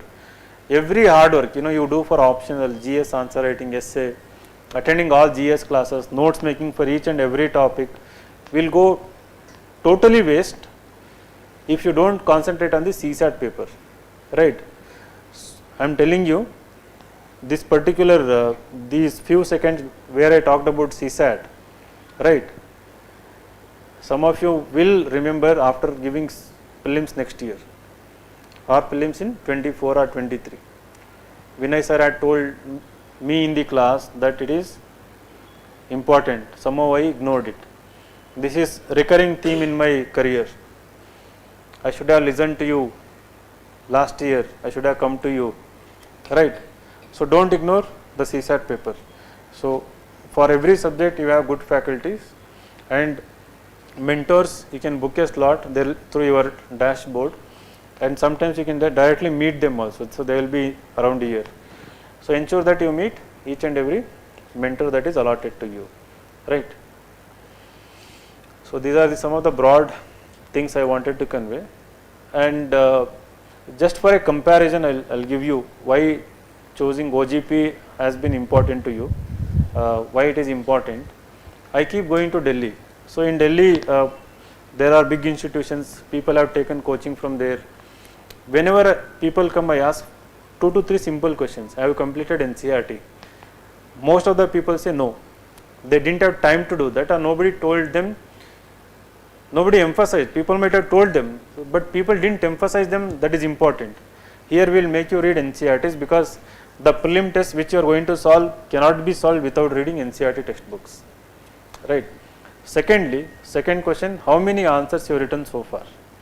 Very few will tell, like they will tell during coaching I didn't write a single answer, but after coaching I joined a test series and I have written 4 or 5 GS tests. That is after spending 2 years in Delhi, nearly 5 lakh rupees for food and accommodation. They will tell you that they have not written a single answer and they have not written many full length papers. Here every day you are going to write, and my suggestion, the secure initiative I talked about, right? We recommend people to write 2 more answers from the initiative and get it evaluated. Why people don't write in Delhi? They want to write. It's not the fault of the aspirants. One is nobody has told them the importance, and nobody is there to evaluate. Even if they write it, nobody is there to encourage them, right? So here you will be writing on an average in a month itself, right? So how many answers? Around 20 answers, 20 to 30 answers you will be writing here. That is daily, and if you give weekly test, 40 more answers. So out of 10 you will end up answering only 3-4 answers, but you can go back and answer other remaining questions. this is incredible compared with every competitor that is out there in the rest of India when they are starting, as a fresher. You people doing this from the very beginning is a game changer. If you trust the process, if you don't doubt yourself, even when you write bad answer, if you continue with this process, you will see a huge improvement in 3-4 months. And essay, almost nobody writes. Here also that will happen. But I think this is the only institution where from very first week we encourage you to write the essay, because the dominant thinking everywhere is that to write essay one should have completed the entire syllabus, right? People have brainwashed people telling that to write essay or even to write answers also, you should first complete the coaching and then start writing the answers, right? That I think one of the main reason why people tell is that to escape from their own responsibility of giving feedback or evaluating your answers, right? So it's a big part of the preparation when you write answers and essays from the beginning. Start from the easy topic. The very process of writing is, it boosts confidence, right? So when you keep writing again and again, it should be done simultaneously with intense learning. There is no point in empty writing. I am not asking you to write empty things, right? For example, how to start essay writing, what you can do, you can choose essay topic today. 1 week you prepare only for 15-20 minutes, right? Every day. For example, you can choose any topic from this year, or you can go back to 10 years where topics used to be easy in UPSC. You select one topic, every day 10 to 15 minutes, you do your own preparation. You are all adults, you are all graduates, you can study basics. The most of the topics are related to the current affair. They don't require so much of technical knowledge. They don't require you to, study mathematics, physics, chemistry, right, to write an essay. You have to just read and understand most of the issues. You can collect enough content, facts, examples, and just try an essay 1 week later, right? In the beginning you can do. Later, once you get the confidence, you can directly look at the topic and start writing the essay. Will you do this? Hungry? I don't see a strong yes from your side. You have to, otherwise fees waste.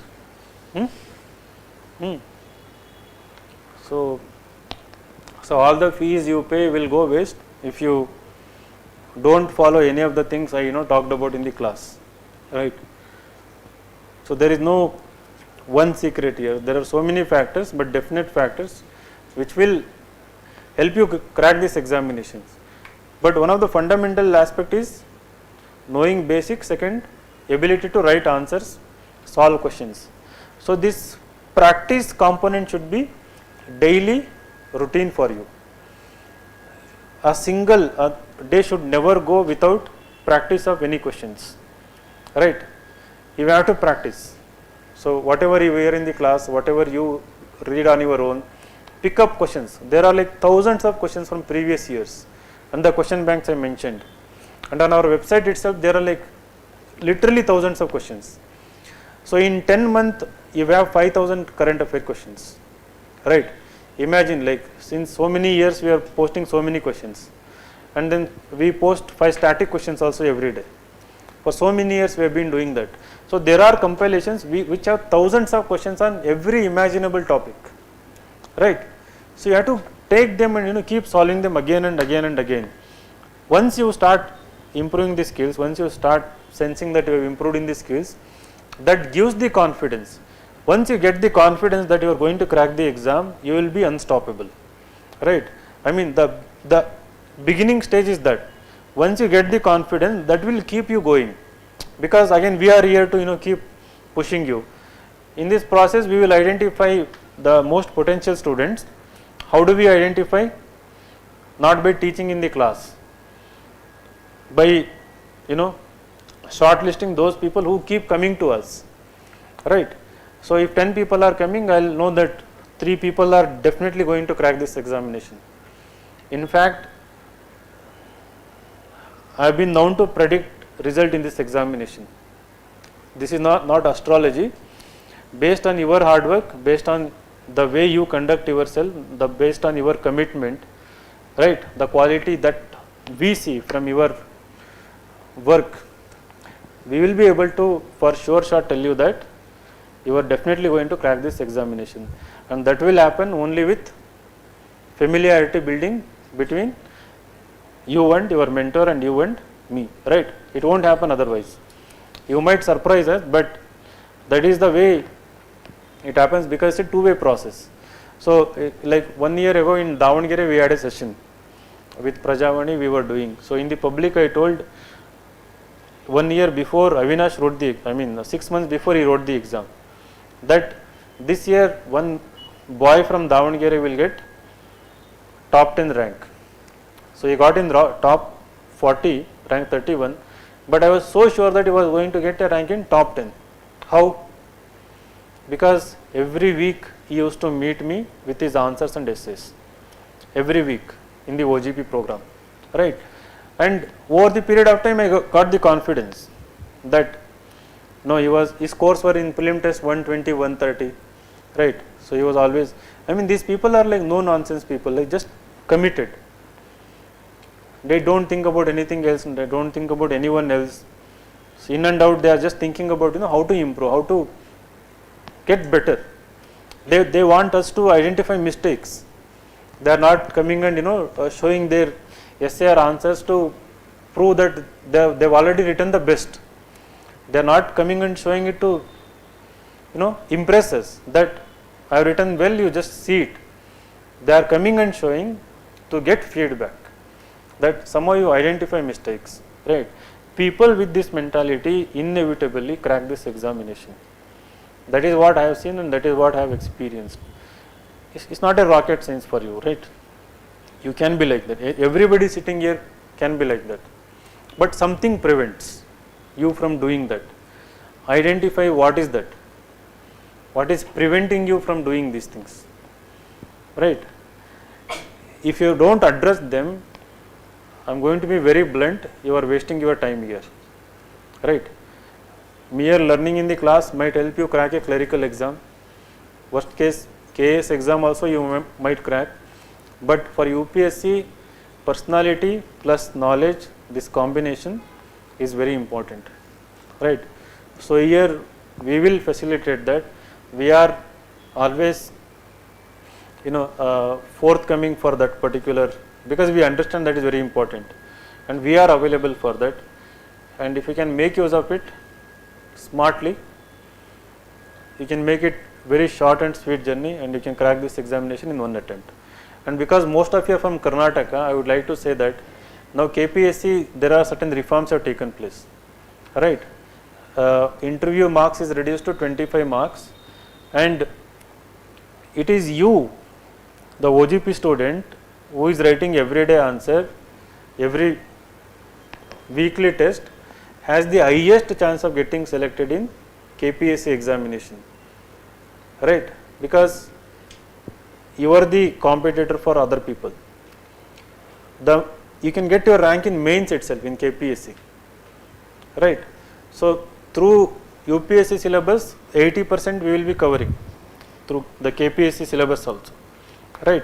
So you should keep dreaming for IAS, but because there are certain reforms introduced, so it is just a one step before you get into IAS. You can just go, you don't have to separately focus except for reading certain bits about Karnataka, and then you can give the examination. I am seeing such kind of thing happening in UP, Gujarat. So the students who are part of Insights are cracking examination taking huge numbers. The recent list out of 106, like there are around 45 students who were part of a previous OGP core batch mains test series. So we are going to do felicitation for them also. We are going to congratulate them, inviting them for their success. Though it's not a big success, but we are going to congratulate, we are going to reward it, because it was mostly honestly done this time.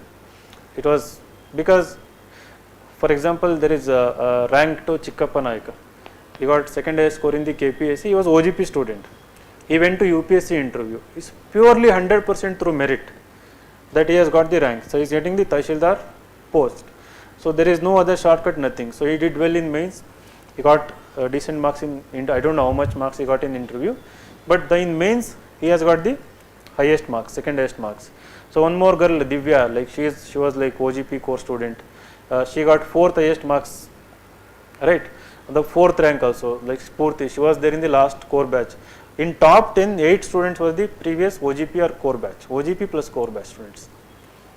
I mean, they didn't have to separately prepare anything. They just went and wrote the prelims and mains.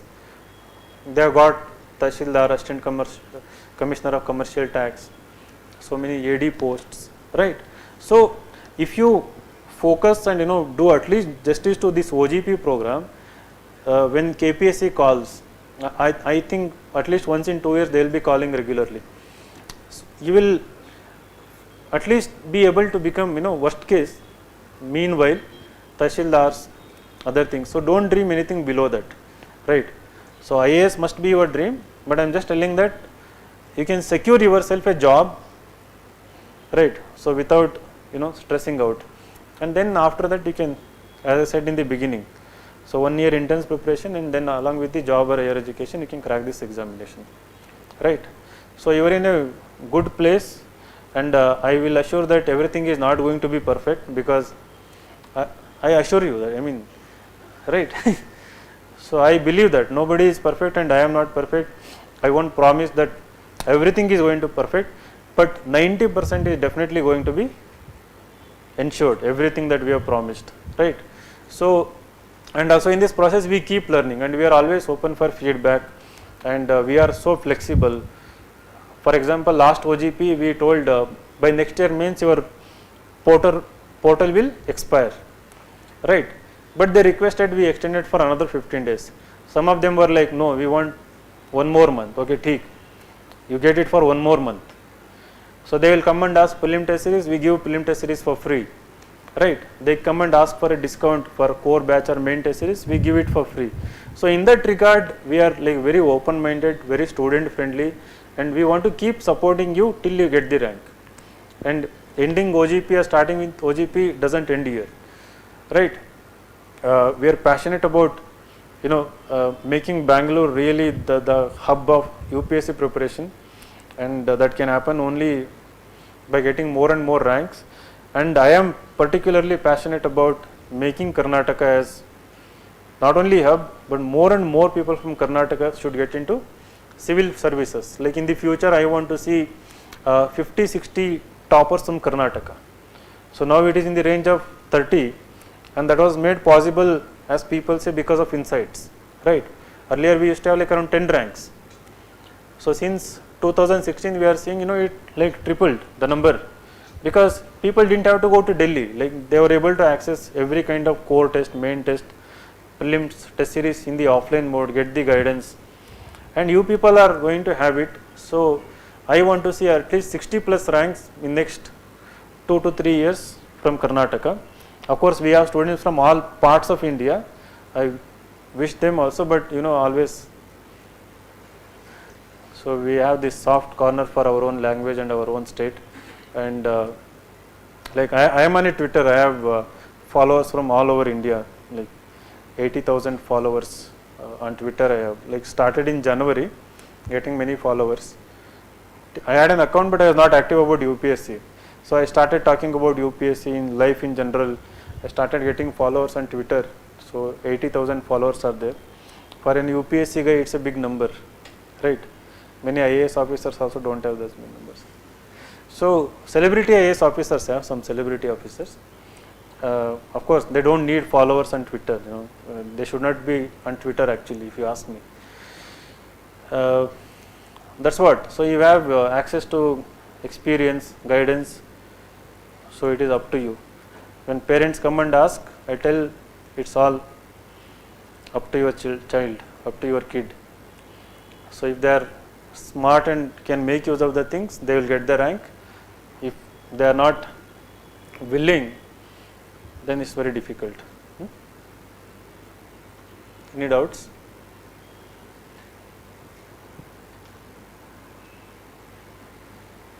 I took exactly 2 hours. Any doubts you have? So most of it was addressed. Okay. In all my sessions, what happens? Nobody notes down anything. I don't know the reason. I mean, you know the reason. These are things not to be noted down, right? So you are all brilliant. You have noted down in your sharp brains. You have noted down in your brain. I saw few people noting it down, because the thing I tell is thing you already know. My job is to just wake you up, right?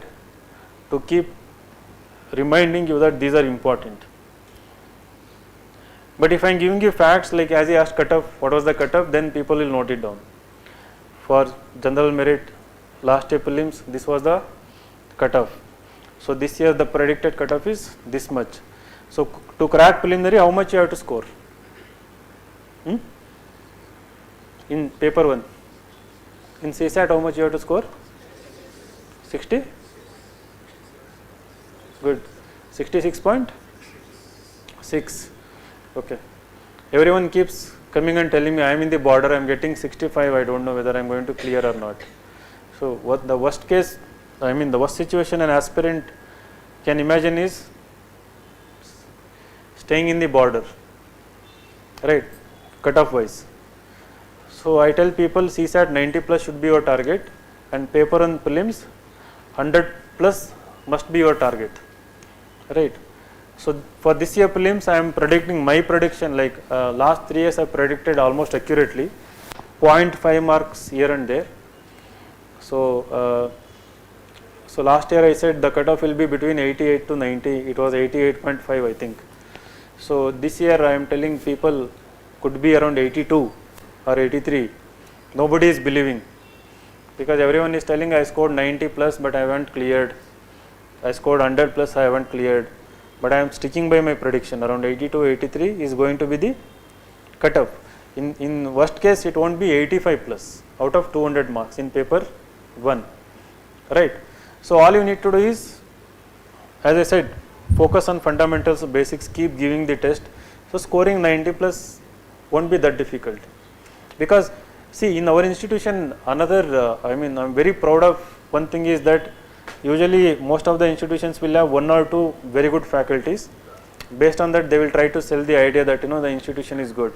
Here, for every subject, literally for every subject, you have very good faculties, right. For every subject, some of them deliver in a very good way. They have fans. Some of them don't deliver in a very good way, in a boring way, the way I do, right. But the content is always good. So you don't have to, there are people with very good delivery and very good content, but there are faculties with very good content, not poor delivery, but they just teach and go, you might feel bored in between, but the content will keep you hooked. If you really want to understand concepts, they will really teach very well.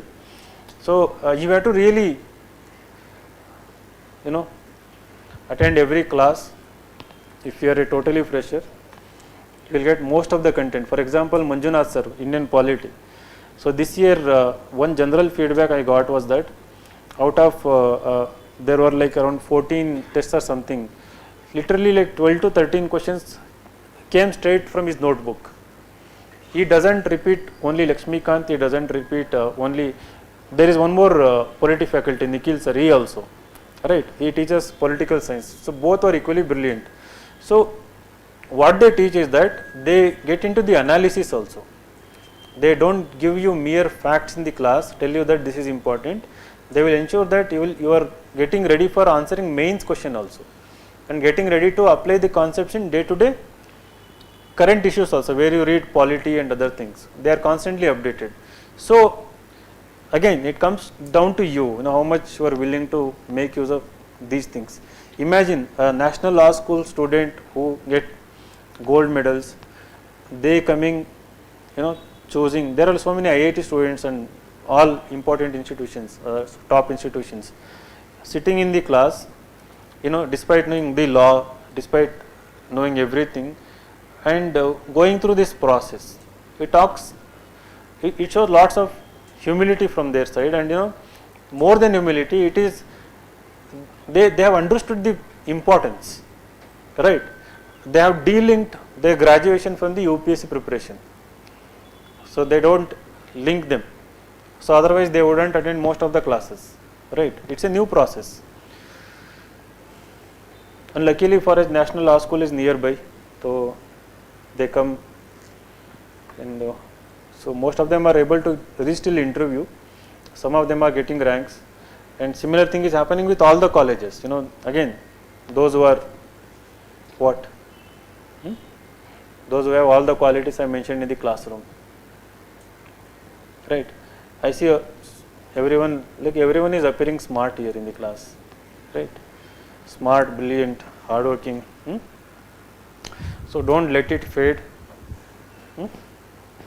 Are you all smart? The humble people are saying, not saying anything. No. If you are smart, you should say you are smart. Any doubt? No doubts? No, don't ask anything that I have already told. How about our planning? How we can make, since we will be having the 6 class, how much time we should spend in current affairs? Yeah, please sit down. Yes, very good question. So that's what. Next 6 to 8 months, spend your time only on the fundamentals. So what I mean is that 6 hours class, and then at least another 6 hours of self-study, right? So in that 1 hour will go in studying the class notes. In the remaining 6 hours, so 2 hours is gone, right? So half an hour to 1 hour will go in the reading of editorial, right? And at least 1 hour you will require for solving the current affair quiz. 1 hour current affair quiz and extra questions I talked about, related to the subject, and minimum 2 hours for reading NCRT textbook, right? So my sincere suggestion, only this much in the beginning. So once you get the rhythm, what happens once you start perfecting these things? Daily reading of NCRT, daily reading of solving of current affair questions, reading of editorial. So what happens? You will start getting little bit extra time, right? So that you should, again Sunday you will have entire day. So any answer writing, any essay writing should be done on the Sundays. But if 2 subjects are happening in the beginning, so you focus only on the class notes, the NCRT textbooks related to it, and the previous year questions related to it, and the daily current affair quiz and editorial. So 6 hours is enough for this thing, right? So 12 hours is minimum you are looking at, right? Now don't tell me that some people tell, I can read only for 6 hours. That 6 hours is gone in the class. Now I will go back and sleep or do something, pursue my hobbies, watching movies. So you should adapt according to the need of the examination, demand of the exam. Don't expect the exam preparation, adapt according to your personality, right? Now the exam demands these many hours, you have to give them. There is no shortcut. Now don't expect otherwise, that exam I can only study for 6 hours, 8 hours. See, this is for those people who have already done the groundwork. So there are people who can do only 6 hours, 8 hours. So I am not denying that. So for example, people who are reading the Hindu or any newspaper since childhood. There are people, for example, I studied in Navodaya school. So we were made to read the Hindu from class 8 onwards, right? So but we started reading in the 11th standard only, because we couldn't understand anything going from Kannada medium. Teacher used to scold, English teacher, read. Now when I was preparing, I used to remember him every day, that I should have listened to him, right? So there are people who are used to reading newspapers, who are used to general awareness stuff, quiz, knowing general knowledge, keenly interested in developing their general interest. So they definitely don't require 12 hours of preparation. But 99% of you are not like that, right? So how many of you started reading newspapers after graduation? You don't want to raise your hands. Like, can you be honest and tell me how many of you started reading newspaper either during graduation or after graduation? So okay, it means all of you are reading since first standard. So when did you start reading newspapers? Again, not Kannada newspaper, I am talking about Indian Express, the Hindu, Times of India also, at least Bangalore Times. No? When did you start? After graduation, before graduation? Oh, achha, you want to say you want to start from tomorrow. That is why this silence. Right. So nothing wrong in that. I mean, absolutely nothing wrong. You can develop from here also. Right. Because we were not exposed to that kind of environment. We come from diverse background. So don't feel ashamed about it. So from now onwards, you be very serious about it. Right. But you have to give yourself more time. It's not to catch up with understanding issues. It gets difficult. So because you are starting late, be aware of it and give yourself enough time. Okay. So thank you so much for choosing Insights IAS. And so this is a tradition that we give you a small chocolate after the end of the session, for all the fees you have paid. So we give you Cadbury chocolate and end the session. Okay. So show all the best. I think you will have either art and culture orientation by Faris sir now. So I'll just ask him. Like I think he will do it. Okay. Meanwhile, you can have your chocolate. It's okay, eat today, whether you are on diet or not. The diet thing will come later. Diet, meditation, yoga. So all these will come later. They will become natural hobbies. You don't have to consciously pursue them. They will chase you. Okay, all the best.